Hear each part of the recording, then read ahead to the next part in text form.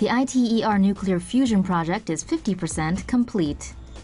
More clean energy than needed by all of humanity? Yes, please.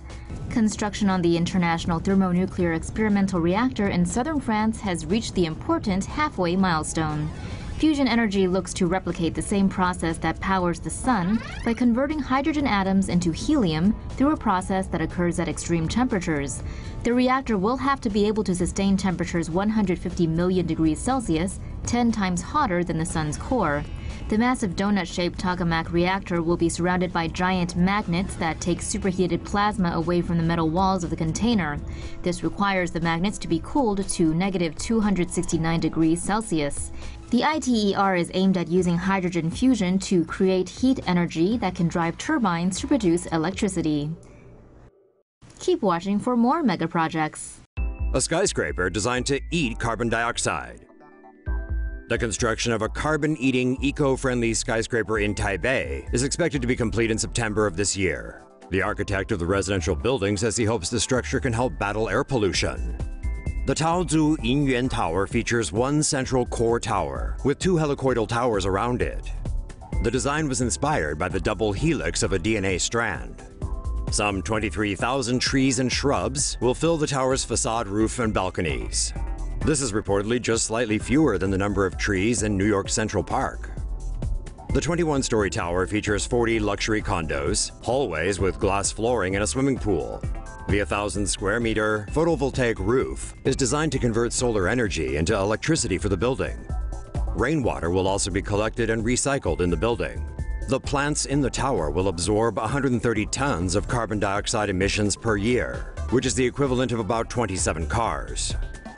Taiwan reportedly produced more than 250 million tons of carbon dioxide in 2014. Clearly, Taipei City will need more than one carbon-eating building in order to counter the pollution produced. However, whether more will be constructed remains to be seen. Forest Green Rovers really live up to their name. An eco-friendly English soccer club has announced plans to build the world's first all-wooden stadium. Forest Green Rovers Eco Park Stadium will be built almost entirely of fire-retardant treated wood. This type of wood chars, but does not oxidize when burned, and therefore significantly slows the spread of fire. The stadium's roof will be covered by a transparent membrane that reduces shadows on the pitch and helps the grass on the field to grow. The non-league Forest Green Rovers play in English football's 5th tier.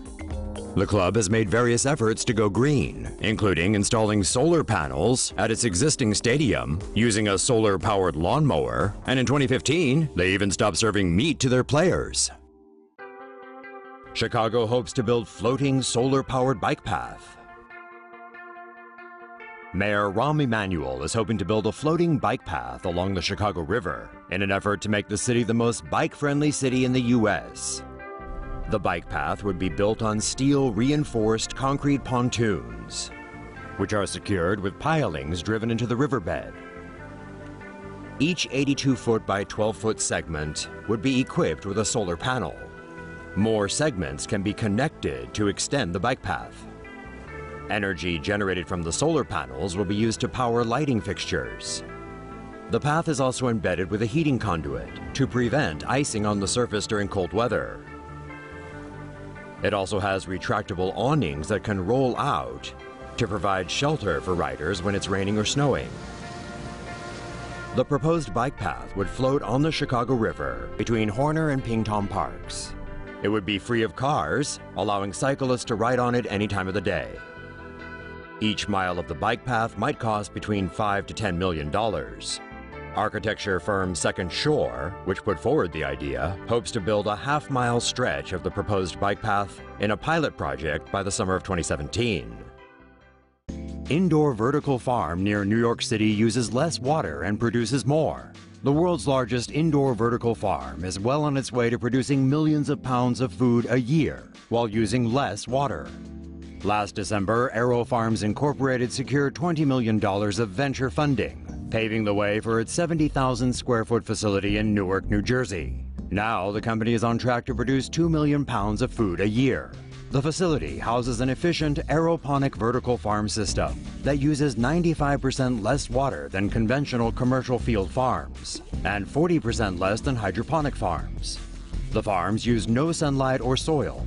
Instead, the plants are housed on shelves and sprout out of a cloth medium made of post-consumer recycled plastic. Each cloth takes 24 plastic water bottles out of the waste stream.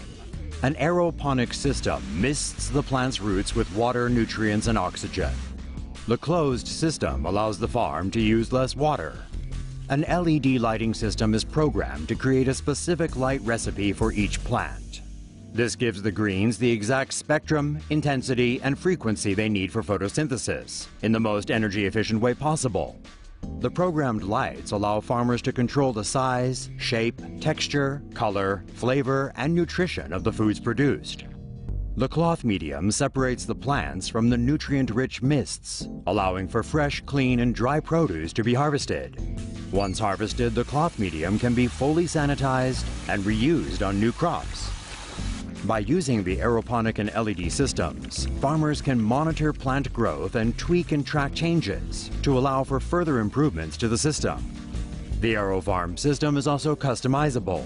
The company hopes to build farms in different sizes and configurations to grow food in varied locations with the most efficient yield per square foot, no matter the space.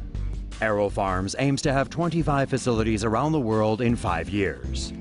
The company's farms can each rotate among 22 varieties of crops a year.